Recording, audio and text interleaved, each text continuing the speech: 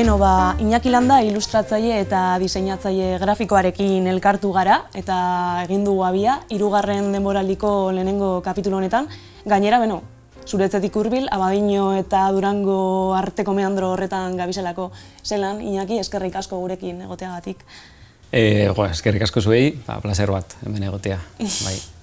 Ekarri dituzu gauza batzuk, agian aipatu dezakegu zer ekarri duzun, konta iguzu zuk ez dakit nondik hasi nahi duzun. Hasiko naiz hemendik. Hau da, nire Ibar Zabalen Bar Gloria, Susarekin atera zuen lehenbizi euskeraz, eta orain konsonik atera du gazteleraz, eta ni liburu honen azala egin dut, egiteko sortea eduki dut. Ni ere konsonin egin izan nuen lan, eta beste leku batetik eurekin parte hartzen jarraitzea plazer bat da. Eta nireare liburu bat egitea, zoragarri. Benetan liburu zoragarria da, eta ikusi dezakegu hemen, ez dakit, kasu honetan adibidez, zein irizpide ematen dizkizute edo nola egiten duzuzuk diseinua garatze hori, ezta? Irakurtzen duzu eleberria lehenengo edo autorearekin harremanetan jartzen zara? Biak, depende zenbat denbora daukagun, zenbat, ze baldintza petan egiten den, ez? Kasu honetan, liburua irakurri nuen eta nirearekin ere berbain nuen. Banekien, baldintzetako bat edo bilduma hau txuri beltzekoak dira danak, ilustrazio danak, eta hori zen, kontuan hartu beharrekoa, eta gero, bizpahiru ideia bidali nizkien eta honekin gelditu ginen. Eta asko gozatu nuen, zen normalean asko egiten dut lan digitalean eta kasu honetan eskuz eta rotrinarekin paper gainean, holan izan zen eta pospozik emaitzarekin egia izan da. Eta konkretuki irudia deskribatzerakoan, Bar Gloria irakurri ez dagoen erantzat gomendatuko diogu, ez da, irakurtzea? Hori da. Eta gero, ez dakit, badirudi, ez dakit animalia baten begia edo? Bai, hori da, ez dakit, egia da liburuaren lehenengo lerroetan aipatzen dela, baina ez da spoiler handia izango. Baina Bar Glorian presentzia daukan buru baten begia da.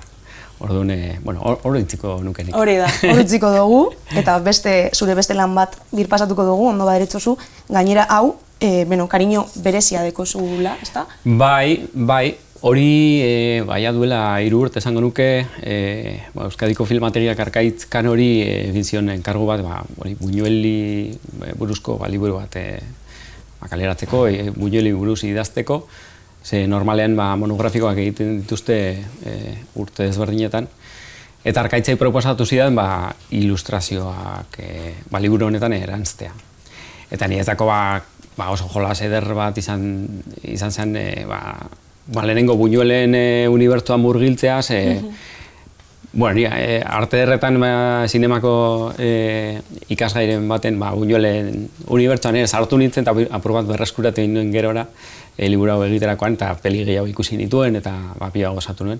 Eta gero Arkaitzen eskutik baita ere, oso gidari hona dela eta oso, Buñueli buruzko eta bere garaian zeuden pertsonaietaz ere, ze Buñuel jaio zen 1900ean eta 20. mendeko lekuko oso interesgarri bat da, ez?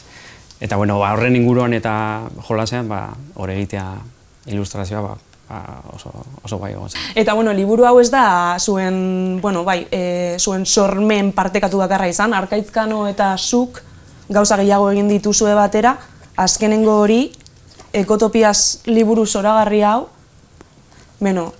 Astiberri eta Greenpeacek batera sortutako liburua, esan daiteke, eta bertan hainbat ilustratzaile batu zaituztete, estatu mailakoak, baina baita ere euskaldunak, mesaz konta eguzuzuk, nahi badozu. Kasu honetan, liburu honen bultzatzaile nagusietako bat izan zen Miguel Breiba badela liburu honetan parte hartzen duen ilustratzaile bat baita ere. Eta berak hasi izan aspaldi duela 3 urte edo buelta ematen proiektu hau aurrera atera nahi zuelako, eta azkenean zuk esan duzun bezala, Greenpeace eta Astiberrien eskutik izan da. Eta nik ezagutu nuen Logroñoko literatur festival jaialdi baten kuentalo ditzen dena, hor elkar ezagutu ginen eta proposatu ziren hemen parte hartzeko. Eta niretzako, kriston, posa izan zen, niretzako asko, bere lan asko jarraitu dalako eta oso referente bat dalako niretzako. Eta orduan ni kasu honetan konturatu nintzen gidoilari bat beharko nukela, ze azkenean bagara 9 egile marrazkilari eta gidoilarien artean eta 7 historia. Historia bakoitzak 10 orrialdea dauzka. Eta, 10 orrialde gutxi dirudite, baina 10 orrialde bete behar dira. Bai, bete behar dira eta gidoi on bat egin behar da.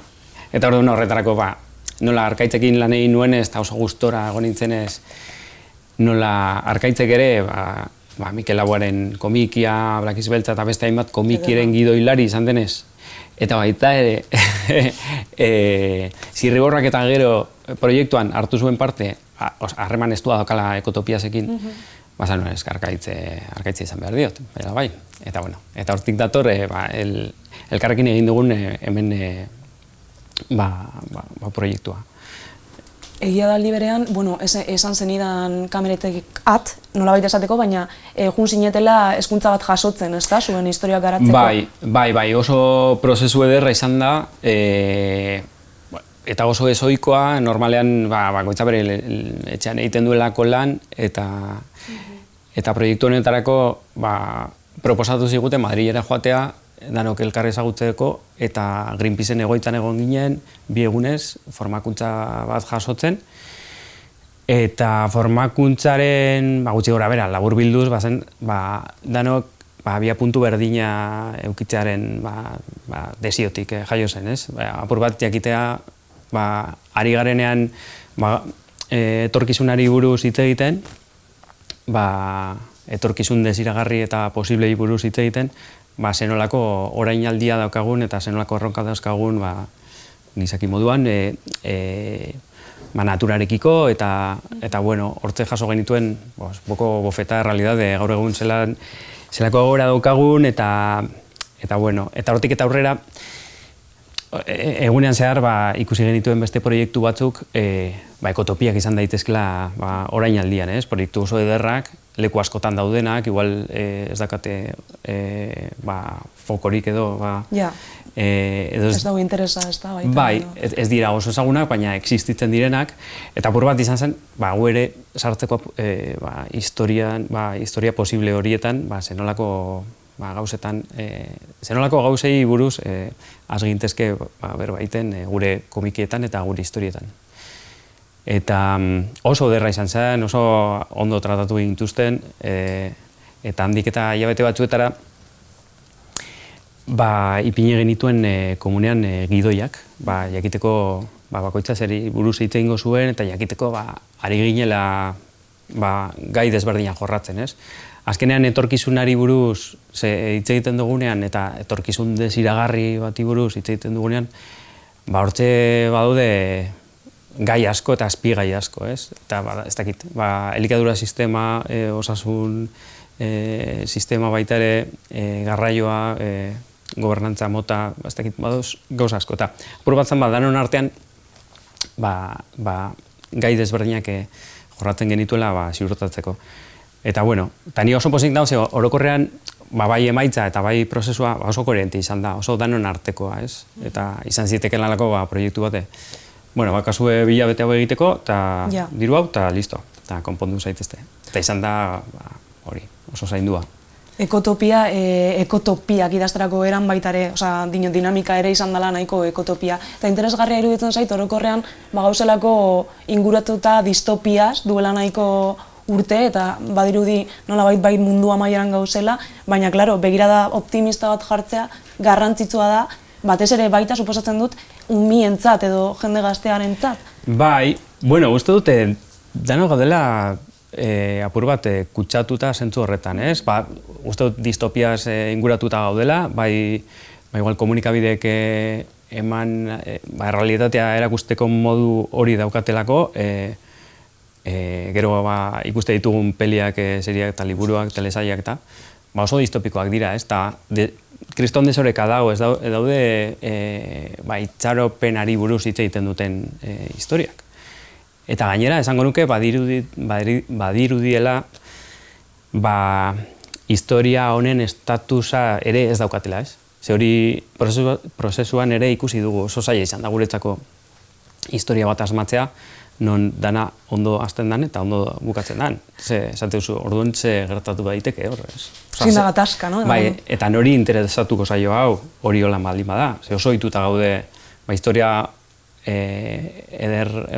historia potente baten ezaugarriak izatea, kriston gatazka, korapilatzua, apur bat, violentzia apur bat, ez dakit, intriga eta batean, niretzako ikasi ditudan gauza askoren artean ere badago hau, eta da, historia onak, historia, ez dakit, itxaropentsuak ere kontatzeko lana daukagula, eta hor badago bide bat, eta desoreka bat distopiekiko. Eta baita ere, aipatu duzu pitzin bat nola izan dan lan prozesua, Arkaitzkan ditu zenuela gidoia garatzeko, baina gero ez dakit nola egin dozuen elkarlan hori, gero storyboard bat garatu behar dozu. Hori da, bai, hasi ginenean, apur bat desesperatu egin ginen, Madriden egon ginenean, dana oso pozik geunden, danak elkarrekin geundelako, Arkaitz ezin zen etorri, ze justo etorri zen bakarra izan zen, pena bat izan zen. Kontua da, oso pozik geundela topaketarekin, baina gero, bakoitza geuretzean geundela, esan genuen, dalea esto, a berke, eta...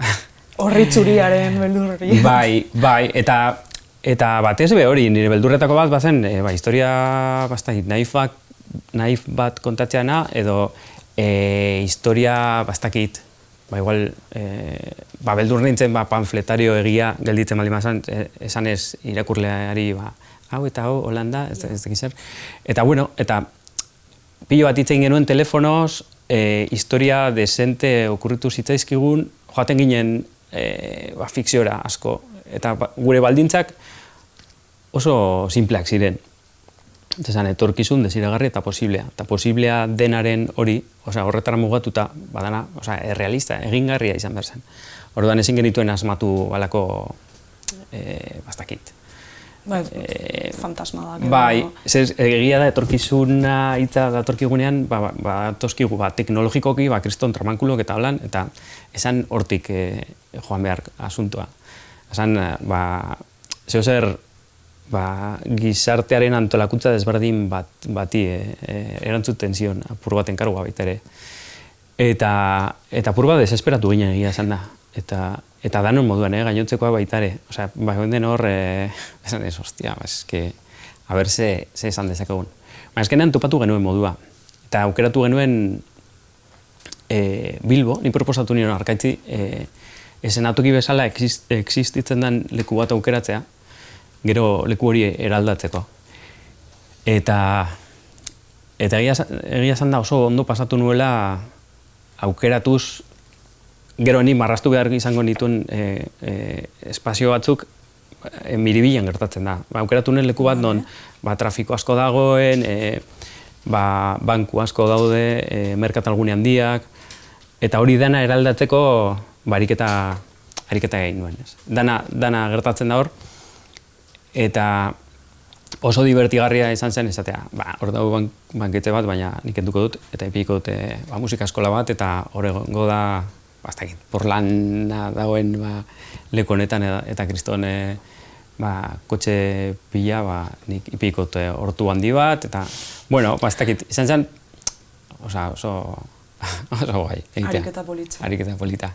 Lokusinoa edo irratiare agertzen dela, bai. Edabideak garrantzitsuak izango dira baita ere etorkizun desiragarri bat eraikitzeko. Bai, eta irratia, mantendu daia, basan apur bat doktoren Alaskako Cris de la Mañanaren niño txiki bat,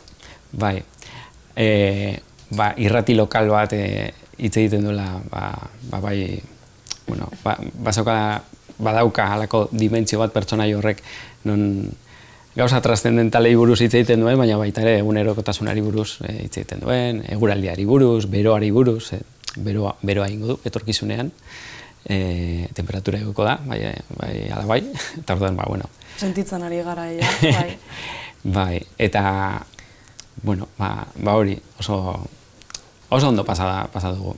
Eta orain aurkezpenetan zabizie, beraz jendeari, bueno, gomendatuko diogu bai liburua irakurtzea, zein adi ibiltzea, ezta? Bai, egia da, orain pasa dela denbora bat, hau urte hasieran aurkeztu genuen, eta orain libura ikusten duela, buruatzen zaizkit gauza gehiago eranzteko edo, etorkizunean pentsatzen dugunean, ariketa hori egiterakoan gauza asko gelditzen dira kanpoan. Osa, gauza askotan ez duzu asmatzen. Eta iruditzen zait irakurtzen duenarentzako ere interesgarria dela detektatzea zer dagoen ondo eta zertan asmatu dugun eta zertan ez. Eta norberak asma dezala zer nahiko luken. Baina ez kritikatzea gaiti liburua, baizik eta pentsatzearren, hau da, aitzaki bat azkenean danoi interesatzen zaigun hori, gure bizitza eta gure etorkizuna, horri buruz hitz egitea, ez? Eta, bueno, bide bat, ez dela hitzaldi bat, da komiki bat, igual, beste kanal batetik sartzen dena. Bai, baina, bueno. Bai, eta horrezatik gazteriarentzat ere oso interesgarria izan daitekeela uste dut, ezta? Bai. Gero, estatu mailan, ez dakit aipatu nahi dituzun Flavita Banana ere badago hemen, ezta? Bai. Eta Zedaura uste dut irakurri nuela, bueno, ez dakit... Cristina Duran. Bai, hori bai barkatu, eske izena... Da beste, bai, oso antzeko izenak dazkate, baina, bai, eske oso... Bai. Eske, karo, ni ikusi, Miguele proposatu zidanean, eta esan zidanean, nortuekin egongo nintzen, ni esan nuen, eukin nuen un poco síndrome del impostor. Hostia, baina, zimen dago, Flavita Banana, Darío Danti, Miguel Ángel Giner Bou, eta Cristina Duran elkarlanean aritzen direla, Gidoia eta Marraskia. Nuria Tamarit eta Josune Urrutia. Eta danak dauzkate, lan oso ederrak eginda eta bueno. Eta zuek baita ere, baina bueno, egia da, hiru euskaldun egotea hor liburu horren barruan politxe dela. Bai, oso polita. Eta gainera oso leku desberdinetatik, oso, azkenean, bakoitzaren lanak oso desberdinak dira.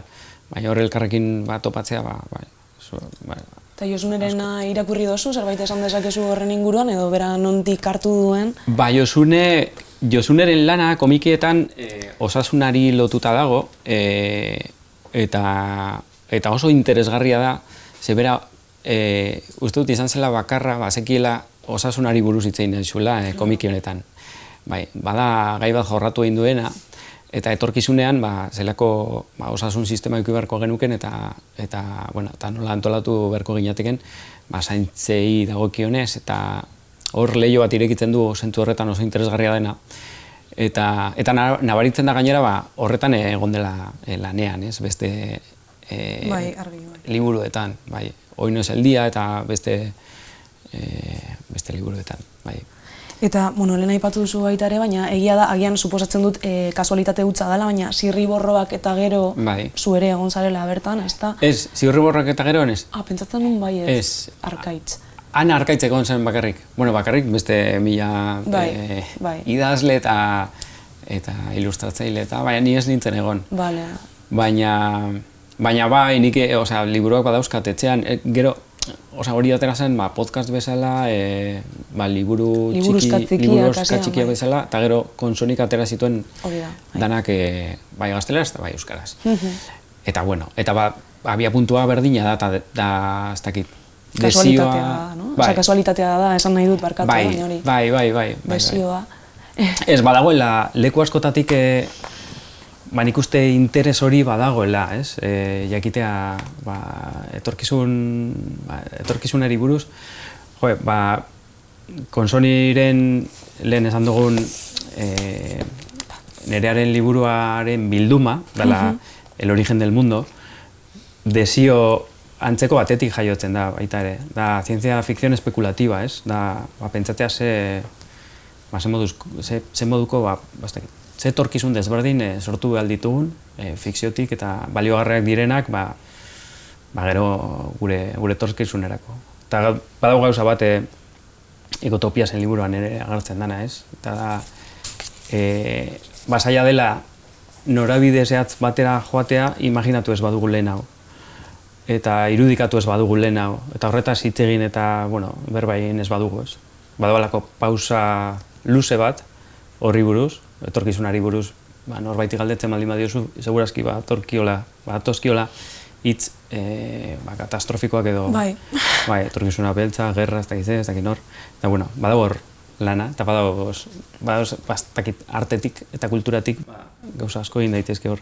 Bai, porque azkenien baita ere da un poco como la pescadilla que se muerde la cola, ez? Pesimista edo era pesimista baten bagabiz begiratzen dana, arrazoi nahiko dauzela egia da, testu ingura kontuan hartuta, baina nolabait hori lusatzen dugu edo egoera hori are gehiago saltzen dugu. Beraz, honelako liburuak guztiz beharrezkoak dira, baina bai galdetuko nizuke zuri nola ikusten duzun etorkizuna. Esan behar dut, distopia salea morratu naizela, baina egia da, Ekotopiasen proiektu hau ez bakarrik lanari dagokionez, gauza asko ikasi ditu dela, nire bizitzarako ere, pertsonalki, beste leku baten nagoela ikusten dut orain, eta oso pozik nago. Aukeraren zati horretan, gauzen potentzialei kasu eginez, eta ez, gainera, egia da, testu inguru oraingoa, ez dakit, ez da oso ona. Ez, eufemismoa da hori. Bai, eta kontrakoa esatea, izango zen, ez dakit. Baina, ez dakit, badauzkagu gauza asko egiteko, eta kontua da non jartzen dugun indarra. Eta ze, ez dakit, oso gizarte individualean bizi gara, oso bakoitza bere rolora, oso entretenituak gaude momentu oro, ez dago balako denbora, ez ere egin gabeko denbora, hain beharrezkoa dela iruditzen zaidana. Lanean ez bagauz Netflixen gauz edo alako plataforma edo mobilarekin edo, eta ez dakit, nik uste ziklikoa dela, baina sareak berreskuratu behar ditugu eta daukagun ostitxarra ondo antolatu. Bai, oso gomendio hona da, eta hemendik ere saiatuko gara hori egiten eta hori aldarrikatzen. Esan dugu eta aipatu ditugu liburu hauek gero itzuliko garela pitxin bat izotza apurtzeko, nolabait esateko, baina Iñaki Landa zurekin gauz, marrazkilaria eta diseinadore grafikoa zarela. Eta tira, aipatzearren, egin dituzun gauzen artean, konsoniko liburu gehiago ere badauz, elkarrekoak ere, ezta? Eta ora aipatu nahiko nuke beste sinergia bat, edo liru-lire dagokionez sinergia bat, dala Iñigo Martínez filosofoaren portadak egiten dituzula. Hori ere, nola da lan hori, ez dakit nola heltzen zaizun, berarekin zuzenien eztabaidak izaten dituzun, garatzerako, edo bere liburuak irakurtzen dituzun zuzenien. Bueno, Iñigo ez dut ezagutzen, ez du elkar ezagutzen, baina bai bera eta bere elkarrizketak ikusi izan ditut, eta bere liburuak irakurri noski, eta niretzako plazer handia da, ez ipintzea irudia justo gaur egungo gizartearen erretratu finak egiten dituelako, eta hasi lehenengo azala egin nuena izan zen mandamendu hipermodernoak. Bai, zoragarria, ere. Eta oso bat nator, irakurritakoarekin, eta gero pantailaren garaipena liburua ere, badala gaur egungo oso kriston temazoa, horri irudia ipintzea, kriston plazerra izan zen. Eta azkenean, ez dugu, oraindik ez dugu elkar ezagutzen, topa egingo dugu momenture ematen, eta uste dute Iñigo Antxorregi ere hemendik pasa zela, eta bere liburuaren azala. Bale, horrez nekien. Nire minaren etxea, Bai. liburu hori horretarako ere azala egin nuen. Bale, egia da. Beste... Eta hori ere irakurri izan duen, garrantzitsua liburu hori ere, eta beharrezkoa, ez da ikustarazteko... Bai. Eta gero musikaren arloan, literaturan eske arlo guztietan zauzenez, baina musikaren arloan esan daiteke zure azkenengo kartelak, edo nik ikusi ditudanak gutxienez izango liratekela Einaute Lorrietana, ezta? Eta baita ere Benitoren kontzertu berezi bat egin zela Jai Alain. Hori ere, sormen prozesu hori, uste dut Benitoren kartela Mikel Lauaren kartela batekin harremanduta zegoela, baina konta eguzu pixka bat. Oso... Benito Lertxundiren kartelaren enkargua kriston ilusioa egin zidan, eta oso prozesu ederra izan zen gainera. Erreferentzia bezala pasa zidaten komentatzen duzun kartel hori. Eta bueno, hasi nintzen, argi genukan erretratu bat, bere irudi bat egin nahi genuela, eta hor zeuden referentzia batzu, Gernikarekiko, frontoian izango zela, Jaialaiko frontoian, eta hor badagoelako irudiaren ondoan, fondoan, elementuz jositako, horri erantzuten dioten elementu desberdinak, eta oso pozik gelditu nintzen, nola gelditu zen kartela, eta gero kontzertura joan nintzen, eta kontzertua ere, oso plazer handia izan zen. Hor ikustea jende dana, eta Benito, eta talde osoa. Eta gero zuk inprimatzen dituzu zure obra batzuk etxean dauzkazu edo nola? Karo, egun horretan, kontzertura joaten zen bakoitzak bazukan kartel bat bere zerlekuan. Osea, eske hasi berrikoak oso majoak dira eta oso bastakit kriston detaileak dauzkate, eta zentzu horretan hori ez da beti egiten, eta adibidez sarrerak izan zitezken, ez dakit paper sistem bat, baina lehengo sarrerak bezala, zeukaten kartela, irudia, ez dakit, zegoen hori super zainduta. Eta orduan, zentzu horretan, ni egun horretako kartela neukan, zerlekuan neukala, etxean daukat gordeta. Nik ere badaukat etxean. Eta normalean saiatzen az eskatzen, oso era digitalean bizi gara, eta batzuetan ez da inprimatzen egiten dudan lan guztia, baina inprimatzen direnean saiatzen az gero jasotzen, okiteko fizikoki, asko gustatzen zait baita ere paperaren txera. Hori ez galtzea behintzat. Gero leku asko behar duzu etxean, suposatzen du, baina hori beste kontu bat da. Bai. Zu gainera etxean egiten duzu lan, edo? Bai, ni etxetik egiten dut lan. Gauza batzuetarako ez da batere erosoa, beste batzuetarako bai, baina hor gurutzatzen da egunerokotasuna, zer dago gaur bazkaltzeko, lentejak, beste gauza bat, eta batean basauz zuen lanean, eta apur bat. Baina beste aldetik oso eroso egiten dut lan etxetik, eta oso, erosoen nagoen tokia esango nuke dela. Zure bikotea ere, dinotu ere, sormen mundu honetan dagoelako, ez dakit etxetik berak ere, eske bestela gian zaila, esango litzateke.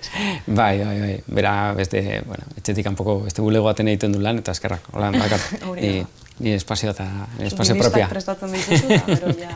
Hori da. Eta gero Iñaki, orain harremantzeko esan dozule, lan asko mundu digitalean geratzen direla, baina zure sormen prozesuari dagokionez, adibidez, onlako irudiak badirudi, eta zuk aipatu dozu, eskuz hasten zarela, ez dakitzein den kriterioa edo pizka bat zure sormen prozesu horren inguruan berba egin aldozun. Bai, egia da, depende, norentzako denen kargua edo non egongo dan, sortzen dudan hori, behar desberdinak dauzka. Egiten dut lan Bilboko elkarte batentzako, Paz con Dignidad, lan desente egiten dute eurekin, eta adibidez eurek badukate behar bat, eta da eurek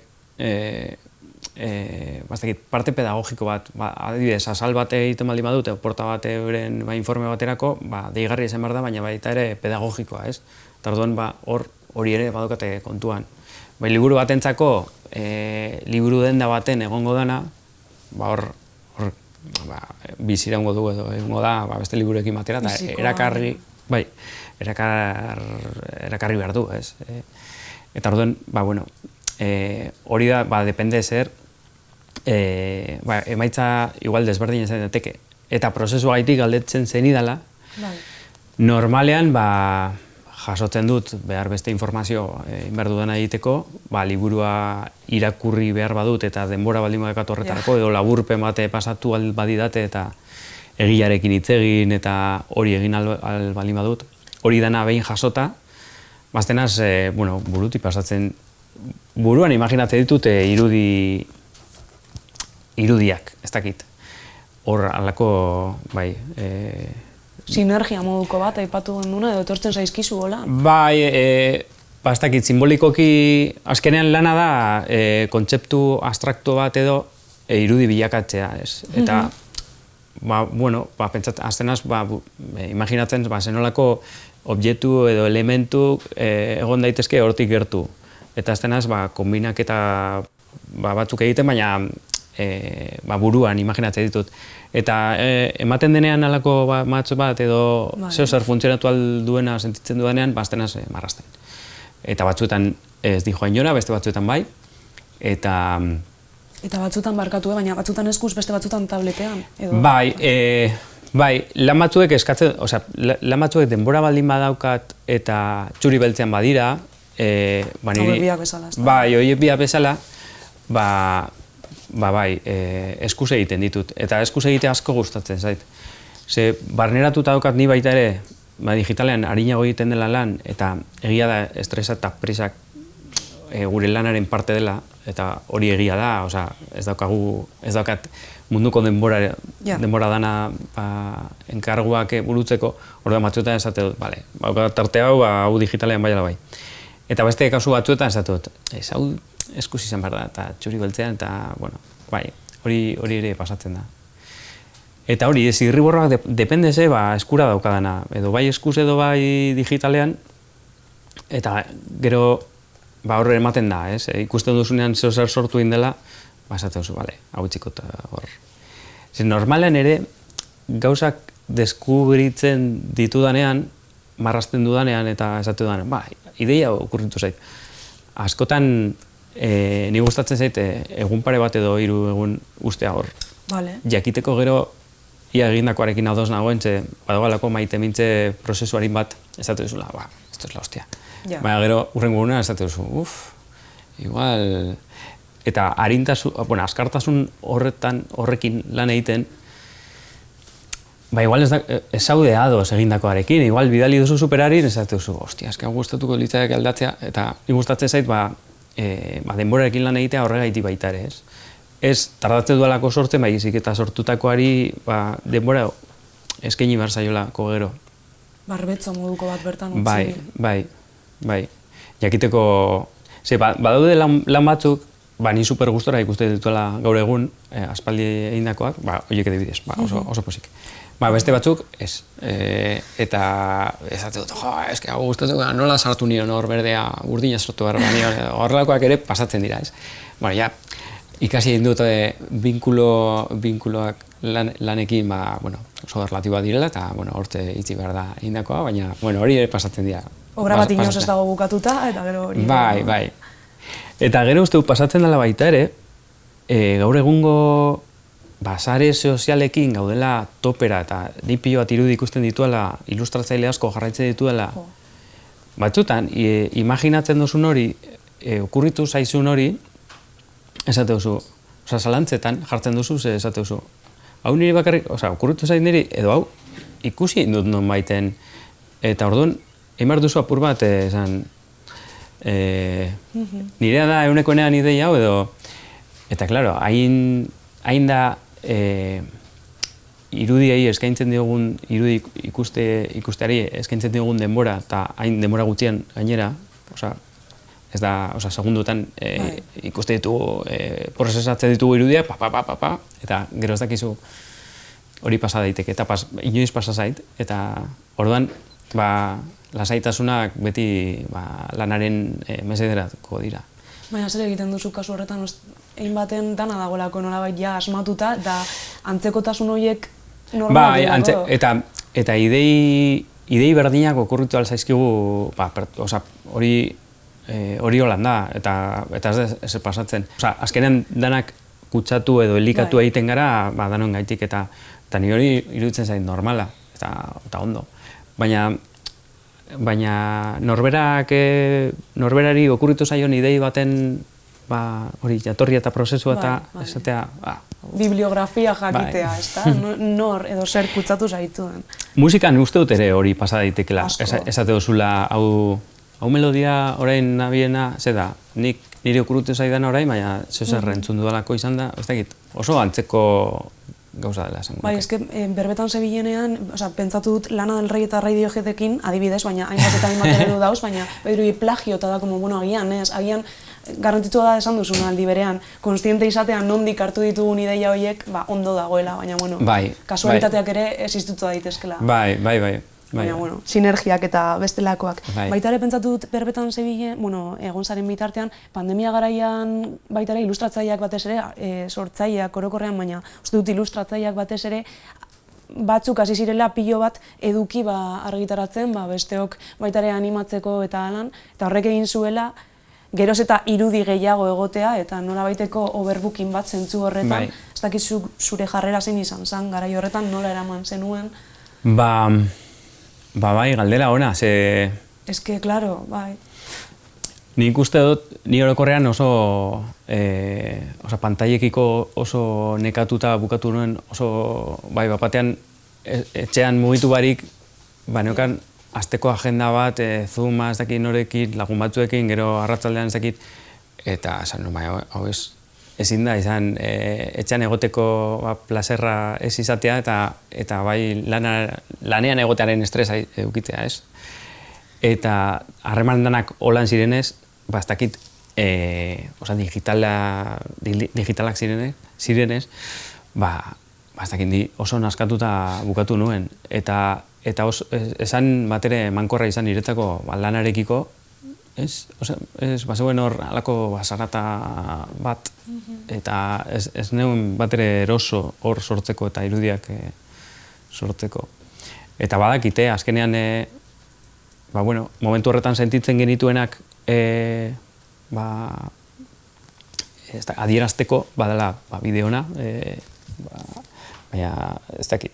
Ni behintzat oso barrurak ningoen, oso arduratuta, zaintzak eta familia eta bar, eta bai, oso, ez dakit, arraro izan zen. Oso arraroa izan zen oraindik, arraroa pentsatzen dugunean, baina bai gertatu zen nolabait paradosa hori, klaro, egin batean sortzaileak behar du sortu. Ez da berri beste gontzat, baizik eta behar duzuela, eta kasi moduko bat dela. Baina gero doako pilo bat eduki egin zen, eta kultura orokorrean bada onaiko egoera prekario batean. Bai. Geroztik ez dakit zuen lanan hori ere, ez dakit konsekuentziarek izan duen edo ez. Ez dakit, eske justo ni hasi nintzen hor. Nire aurreko lana bukatu nuen pandemia hasi baino 3 astelen hau. Ona etorri zinen? Ona etorri nintzen, eta, klaro, horaz izan, bapatean niretzako lana eta denbora libre eta dana nazten zen. Hasi nintzen ilustratzaile moduan, egunean atope, baina bapatean etorri zen rollo hau, pandemian rollo hau, eta zen nuen, eta orain zer.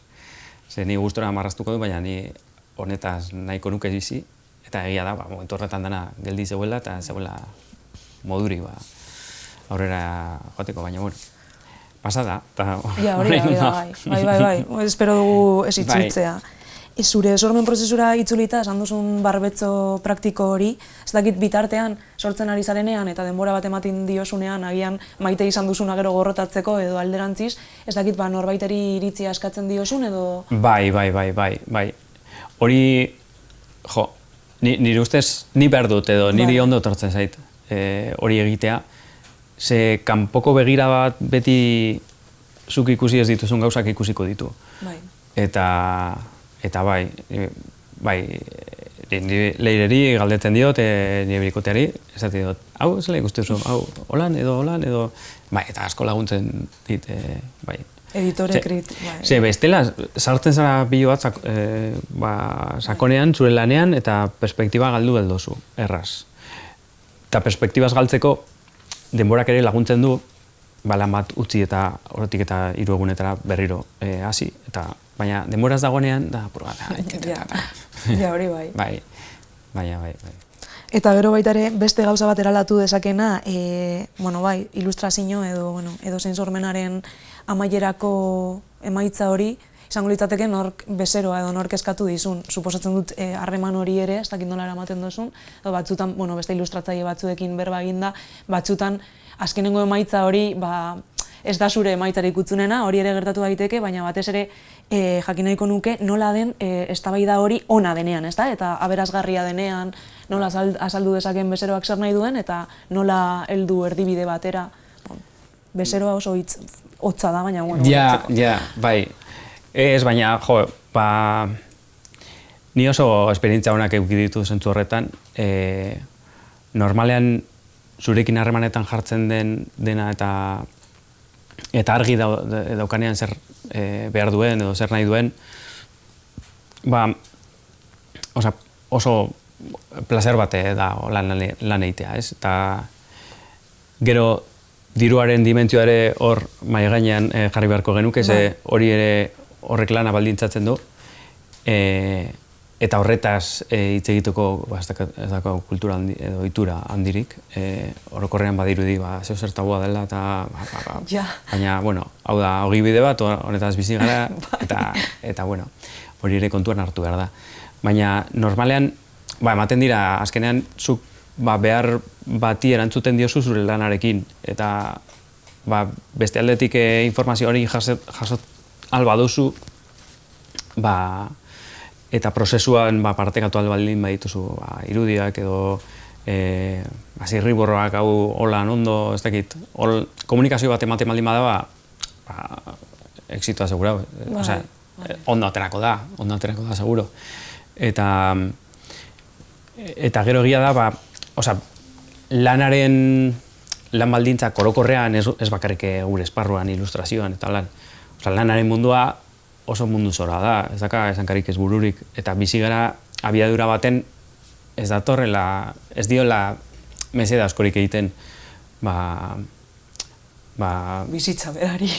Bizitzari, baina lanara sari baldin bagara, zuk zeo zer ondo egin nahi baldin baduzu, gauza batzuk bere denbora behar dute. Eta orduan denbora ez dakago, beti dana presaka gabiltza, eta orduan hori ere ematen da, eta aurrekontu desberdinak ere ematen dira. Eta orduan, gero emaitza ikusten da, eta jendeak ikus dezake jakin barik ze balditzapetan egin dan. Ez denbora eta ez diruaren dimentsio bi horiek hartuta, ez. Hori ere pasatzen da. Baina oso sorteun sentitzen zentzu horretan, oso jende majarekin topatuna zelako bidean. Eta bueno, ez dakit. Ze guai, ez, superondo, adibidez, aipatuko nuen jende jatorra da, hasi berri zara Larruneko hilabetekariko portadak egiten, gainera hartu duzula testigantza, Josep Izkiren testigantza, baita ere beste handi bat. Bezero jatorrak izango dira horiek.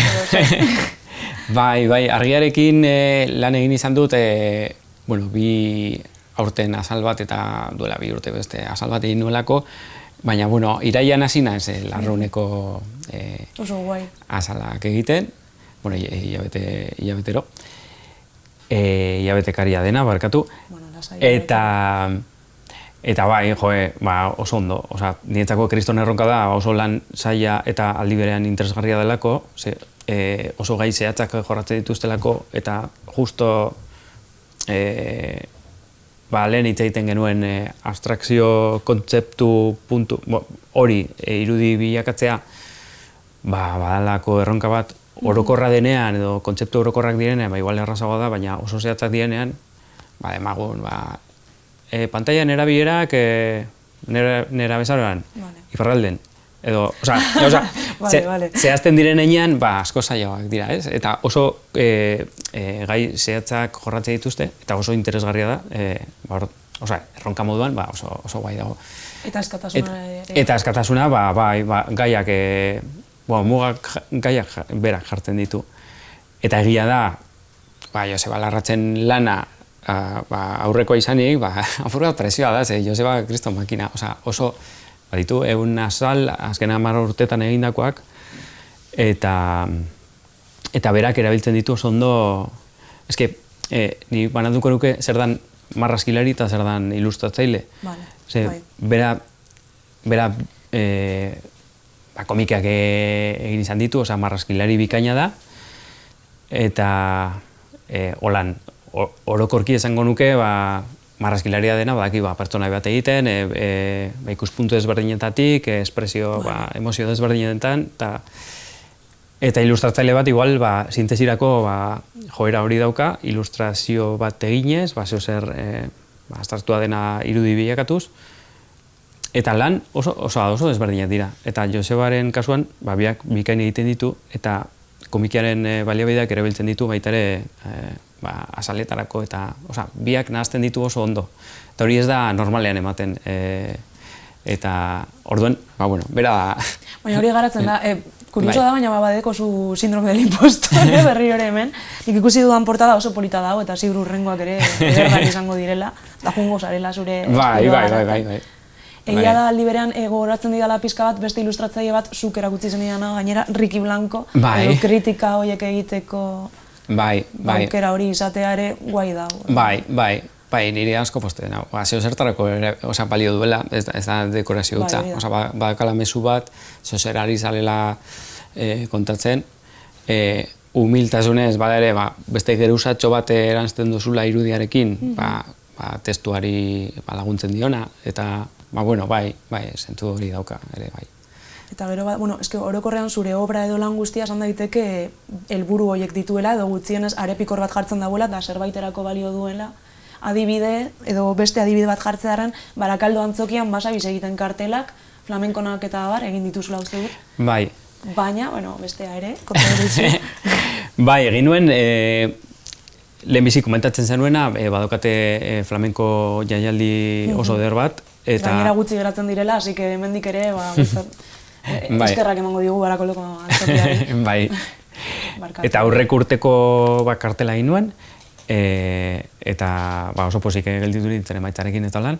Eta gainera lantande Ana zuzendaria eta Jemimarekin egin nuen lan, Jemimaka, oso jatorra dienak eta oso plazer handia izan dela eurekin lan egitea. Eta Barakaldoko antzokitik badokate, imaginatzen dut antzoki guztiak bezala, jasotze dituzte eskoletatik bizitak ikasleenak, jakiteko, ezagutzeko antzokia barrutik. Eta orduan, haiei okurritu zitzaien,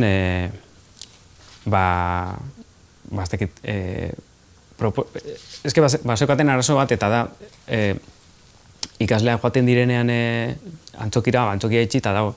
Eta areto nagusia edo txikiena ikus dezakete, barrutik aldagelak edo esenatokia, baina ez dute ezagutzen hor zer pasatzen ari den, antzeslana gertatzen den bitartean, ez? Bazte bitartean doazelako eta dana itxita dagoelako. Eta orduan, okurritu zitzaien, karta jolas bat egitea bertan dauden ogibide guztiekin. Antzerkiari lotuta dozen ogibide guztiekin. Argiztapenari, esango dut, soinu teknikari, ez dakit, hor atzekaldean dauen unibertso hori dana. Funtzioskoa dana, baina ez dana ikusten, esan duzun modu. Hori da. Orduan bagabiltza, hori egiten orain, eta aurreko urtean hasi ginen, eta orain karta eta pertsona ogibide gehiago egingo ditugu, eta guai dago, jakiteak gero, eskoletatik ikusiko dutela hori, eta jolastuko dutela, apur bat ikasteko hor barruan zer gertatzen ari den. Oso guai dago. Bai. Eta horrelako lanak, marabila bat. Ikuste duzulako, hori. Eta hori badakigu noiz aterako da, Durangoko azokan edo... Zein? Karten joku hori, edo internoa izango da. Uste dute momentuz, haiek bakarrik erabiliko dutela bizitetarako. Ez dela egingo holan... Ideia ona da, Bai, hortze da. A ber... Botako diet. Hori da. Botako diet, a ber. Gonbidatuko ditugu. Bai. Gero beste gauza bat, gainera baita ere, Euskal Irudigileak egiten duen lana nolabait, agerian usteko, merezi dauela. Egon zinen, Frantziako turreko lehiaketa horretan, edo ez dakit nola deitu, azaltzen badiguzu pitxin bat, mesedez, ilustratzaile ez den jendearentzat. Nola egin zenuten, nahiko ilustratzaile batu zineten bertan? Bai, hori izan zen, turra hemendik azten zelak, lehenengo etapak hemen... Turra handia izan zen, bai. Euskal Irudigien elkartekoek turreko antolakuntzarekin harremanetan jarri ziren, eta lortu egin zuten kartel orokorra, kartel orokorraren egilea hemengoa izatea. Eta prozesua egin zen, norbera bere lana bidali behar genuen, hortan parte hartu nahi baldin bazenuen, ilustratzaile bezala, epe muga bat ipini ziguten, ez ziguten, bidali izazue bakoitza zeuen lana, eta halako labur pentso bat, eta hortik aukeratuko zaituztegu 6 edo 5 ilustratzaile. Eta orduan, 5 edo, ez dakitzen maginen, demagun 5 berdin dio. 5 egin genuen kartela, eta 5 pagatu ziguten. Eske hori oso ondo dago, ez da ohikoa, ez da ohikoa. Eta gero irabazlea, Raiz Alabaren karteleder hori aukeratu zuten. Eta guai egon zen, izan zen oso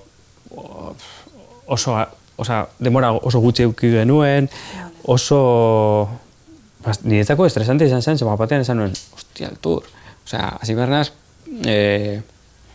ez naz bat ere, vale. Ziklista sale, txirrindulari sale, bai, gauza asko ezagutzen ditut, baina esaten nuen, hostia, eta, karo, egun nintzen hor, dokumentatzen esan ez, karo, baina gero badago maiota hau ezakin hor, kriston lana hartu nuen, eta esan besterako gero. Baina, bueno, gai egon zen, oso dimentsiotik nire eskalatik oso desberdinen zen, batean, santurra, ez, esan gertuko kontzertuko kartel bat, edo beste rollo bat zen. Baina, bueno, esperientzia aldetik ondo, gero egin zen erakusketa bat Arterretako museoan, Bilboko Arterretako museoan, eta gure karteldanak egon ziren erakusgai, eta, bueno, habitu, ze ondo, ez da egiten. Honen ondo egon zen. Ondo egon zen. Da gainera nahiko nuke baita ere, aipatu gendun telefonoz, baina harreman du, balintza honak egon zirela, esaten duzuna zuk, azkenien parte hartu zenuten guztiok kobratu zenutela, da gian hori ez dela ohikoena, kontuan izan da gainera, lehiaketa hauek egiten dituztenak, eta bai, ematen da asko, nik uste dut ondo lortu genezakela, imaginazezu, afaltzera joaten zara, 7 jatetxetara, eta gehien gustatzen zaizunari, pagatuko diozula afaria, hori ondo lertzen daulan, baina ez da ondo lertzen ilustrazioa ari bagara, edo kartel bati buruz ari bagara. Hori oso normala, oso asko ematen da. Oso egoera normala da. Eta normalean horrelako egorekin, horrelako egorak ikusten ditugu, eta, ni horrelako egorekin, horrelako baldintzapetan ez dut parte hartzen. Azkenean lan bat da, eta lana den bezala, aukeratu ezazue nahi duzuena, eta pagatu, eta jazta. Eta, ematen da, hori, eta ikus, nola da, bizibilidadea, ikusgarritasuna eskaintzen dela dirua baino, hori ere, badaude lekuak non hori ere proposatzen dizute, eta gero badago gaur egun badala kriston meloi handia adimen artifizialaren kontua, horrek basaltu egiten duela ilustratzailearen figura, da, dozeinen eskuetan gelditu daiteke sortzearen lana, eta dana. Bai, egia da meloi handia ireki dozulea hor. Bueno. Ez, baina egia da, eske gainera ez genuen aipatu, baina egia da. Ez dut Euskal irudigileak ere berriro ere lan nahiko egiten ari dela horrekin. Bai. Regulatzeko. Bai. Egia da, Euskal irudigileen lana oso garrantzitsua dela, azkenean... Sindikato moduko bat. Bai, eta azkenean... Zezken niri ere pasatzen zitzaidan, ni ilustratzaile izatea, ogibidea izatea, oso berandu okurritu zitzaidan, ez dakit zelan esan. Eta Euskal irudigileen partetik jasotzen duana da, sektorearen sektoreak duintasun bat behar duela. Eta hau ogibidea bat dela, beste modukoa, eta bueltatu ze adimen artifizialen kontura, bada, oso oso azkar etorri dana da, oso gutxi dakiguna, eta baina gauzak eraldaltzen dabiltzana. Eta hortik ere, harremanak sortzen eta apur bat saiatzen legalki bada ere, mugak ipintzea. Eta horretan, gabiz da, apur bat. Bai, gidoilaritza kontuetan eta ez da baita ere, esaten duena jendeak. Bai, bale. Bueno, saiatuko gara hori regulatzen eta eskerrak emango dizkiogu Euskal Irudigileak eta norbereri saiatzen den jendeari barka. Bai, eta barkatu, eske badago gauza bat hor, adimen artifizialarekin lotuta dagoena, eta da, alde batetik, eske badauzka gauza asko oso, azpimarragarriak eta danon kalterako direnak, eta alde batetik da, erabiltzen dituzten irudientzako eskubideak ez dauzkatela, irudi berriak sortzeko, gero oso kutsakorra den teknologia bat dela, oso kutsakorra, energia asko behar du, edangarri asko behar du, gero, ilustratzaile izatetik aparte, haratago, ez dakit, bada kriston inventazo, irudiak, soinua, ikusentzunezkoak diren danak sortu ditzak eta ez dakigu zer dan egia eta zer ez dan gezurra. Eta adimen artifizialen jabeak ideologia bat daukate eta ez da sistemaren ideologia, eta orduan. Zentzu horretan bada, oso liluragarria izan daiteken teknologia hau, horren atzekaldean zer dagoen ere, ondo da jakitea zer da. Bai, algoritmoa nor gidatzen duen baitare, eta zer egin dezakegu Iñaki horrekin. Zein da gure arepikorra. Baitare pentsatzen den milen hemen agertuko dala adimen artifizialaren kontua edo ez? Ez da agertzen. Etorkizunean ez dugu irudikatu. Ez, hau adimen naturala. Hori da. Beitu, gogoratu dut, ziruliruliko amoranteri egin genion elkarrizketan berak aipatu zuen. Eta oso interesantea iruditzen zait, adimen artifiziala oksimoron bat dala. Eta egia da, liberean, beraz. Bai. Bueno, ez dakit, agian zaiak, edo inork egin nahi ez dituen lan hoientzak mekanikoak direnentzat edo. Bai. Eta imaginatzen dut, igual medikuntzan ezagutzen, erabat ezagutzen ez duan beste esparru batzuetan erabilgarriak izango direla, eta baina, beste leku askotan ez, beste gauzetarako ez. Eta muga jartzen egongo gara, musika kontuan eta guztizetan. Bai, musika kontuan, musika munduan ere ez dute ezagutzen, baina badakit ere kaltea handia sortzen duela. Bai. Bueno, iratuko dugu zeintzuk diren gauza naturalak eta gizakiak egindakoak. Itzuli nahi nuen pitxin bat, galdera orokorretara teknikaren aldetik, ez dakidalako, aipatu dozu, txuribeltzeko irudiak normalien arkatzez edo zuzenien eskuz egiten dituzula, baina ez dakitzuk gero zer nahiago dozun, momentu honetan, agian bihar beste erantzun bat emango zenuke, baina kolorez, txuribeltzez... Ni txuribeltzean sentitzena super eroso, bai. Oso marrazkilariarena da hori ez da. Bai, oso trazua ingerarekin egiteko joera daukat. Badaude beste irudigile batzu, igual kolore masekin ere sortu aldituztela, badala beste modu bat, ni oso marrak egiteko garen joera hori daukat. Eta txuribeltzan, eske askotan ez du kolorei behar. Egia da, askoz potenteoa galditu daitekela portada bate kolore da. Depende hori da. Depende ze eskatzen dizun, enkarguak. Baina egia da, askotan ni txuribeltzean joera daukadala eta koloreen mundua eske da jaleo bat. Badau ilustratzaile asko oso ondo erabiltzen dituztela koloreak, oso ondo kombinatzen dituztela. Eta ni kristonen bidea ematen dit, ze ni asko kostatzen zaite aukeratzea. Ze dana daukazu, dana izan daiteke. Eta txuribeltzean, justo, bi, edo bat. Baina hemen adibidez bai erabilitu dituzula zuk aukeratu dituzu, ez da? Bai. Hor komikean adibidez, beroa presente izateko, alaranjak eta horiak, hor apur bat, badaukate presentzia hor, kolore, Claro, beste esanahi bat gehitzen dute edo beste esanahi gehiza bat gehitzen diote, azkenian, ikusentzunezkoetan bezala. Gero, ja bukatzen juteko, baina bai galdetu nahi notzun, tipika galdera, zeintzuk diren zure referenteak, ez du zertan ilustratzaile izan behar, baina bueno. Eta hau ere aldatu daitek, zeintzuk dira zure referenteak gaur, edo betiko lez izan dituzunak. Pregunta de examen. Pregunta de examen. Cada memoria txarrarekin, baina, badauzkat pilo bat eta ilustratzaileak dira asko. Ez dakit, lehen komentatu ditugu batzuk. Miguel Ebri bada eta izan da.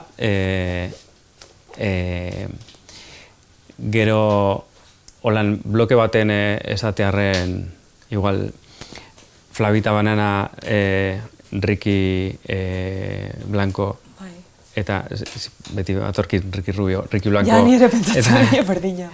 Eta El Roto, esateu blokean zeirurak El Paisen egiten dutelan, eta binetak, osea, hoiek irurak iruditzen zaizkit, brutalak. Eta euren lana iruditzen zait oso bastakit. Osea, Flavita humoretik, Ricky oso ideiak espero zenun leku batetik erakusten dizkizu, eta El Roto da como una bofetada, de realidad. Eta horiek asko gustatzen zaizkit. Eta gero, esatearren hemen, hemengo ilustratzaileak edo gertukoak, eta batzuk lagunak baita ere, Maite Gurrutxaga, Maite Mutuberria, baita ere, Maite Rosende. Las Maites. Las Maites. Eta, asko, eske badaude asko, ikarai estaran, ite dituela, kriston, diseinu elegantea, baita ere asko gustatzen zait. Janire Orduna, baita ere, bere lanak eta bere irudi pertsonai borobiltxoak eta lan asko gustatzen zaizkit. Ez dakit. Gero, Steve beti asko gustatu izan zait, bera muralista grafiteroa izan dakoa, baina eske da, niretzako ez da bakarrik hori, badira como El Roto, ez? Pentsalariak, ez dakit, referentzia ez da bakarrik estetikoa, bada munduaren ikuskera baita ere. Kritika, giza kritika, gizarte kritika hori badau. Bai. Eta gero hortik eta, ez dakit, musika, esango nuke. Esango notzun, kino ere badaukala, Mafalda... Bai, kino. Ez que pilo bat daude, horregaitik izenak esaten aztearen hau da, ez nuke bukatuko inoiz, eta fijo, geldituko zitzaizkiala bat-emator. Urrengo elkarrizketan beste batzuk esango dituzu, baina musika esango zen du. Bai, esan nahi dut, ni lan egiten duan bitartean musika entzuten dut. Nire DJ-a naiz egunero hor aukeratzen dut ze musika entzun, eta niretzako oso, oso potentea da, desblokeatzeko, musikak eroaten zaitu, emozionalki eroan altzaitu izkina baten bestera. Eta niretzako, bai, nabaritzen dudala, zen nahi dudan entzun, depende ze behar dudan, edo ez dakit. Horrek bai eragiten nahuela, eta asko posten az gainera, asko disfrutatzeaz, musika lanarekin batera egiteko aukera izategaitik. Aldatzen dut humorea edo badauka aukera? Bai, eta emate dizu indarra edo, ez dakit, edo apur bat, ez dakit zelan azaldu, baina lako postasun puntu bat, batean energia gehiago, entzun duzu kanta bat, basauz, hostia, bai. Depende zer entzuten duzun guztiz kontrako. Edo depende zer entzuten, hori da, egon zaitezke hor goibel, eke bajón. Natzu, bai. Sendagarria da guztiz hori, bai. Bai, baina, bai. Daiteke. Bai, hori da. Baina, mila esker, bukatzeko eskatuko dut azkenengo gauza bat, dala euskal gomendio bat nahi dozuna, azken boladan ikusi duzun zerbait, zinemaldia izan berri da, ez dakit filma bat, liburu bat... Edo zer gauza, esan nahi dut. Bueno, igual bi, holan, baina harinak izango dira. Bata, Mesiele Krepen azkenengo kanta, ez dakizen bat, bi aldiz entzun dudan aurten. 7 minutuko kanta, brutal, increíble, edo zela, urte osan entzuten. Eta gero, azkene romantikoak. Azkene romantikoak zinemaldian ikusi nuela, Miren Gaztañaga, dagoela increíble. Betiko ez. Bai. Asko gustatu zitzaidan, eta bai, gomendatzen dut, benetan. Bale, apuntatuko dut eta alik eta lasterren ikusiko dut. Eta mila esker, animo eta sorte ondanarekin, eta elkartuko gara berriro laster. Bale, zuri eta zui mila esker benetan plazer bat izan da.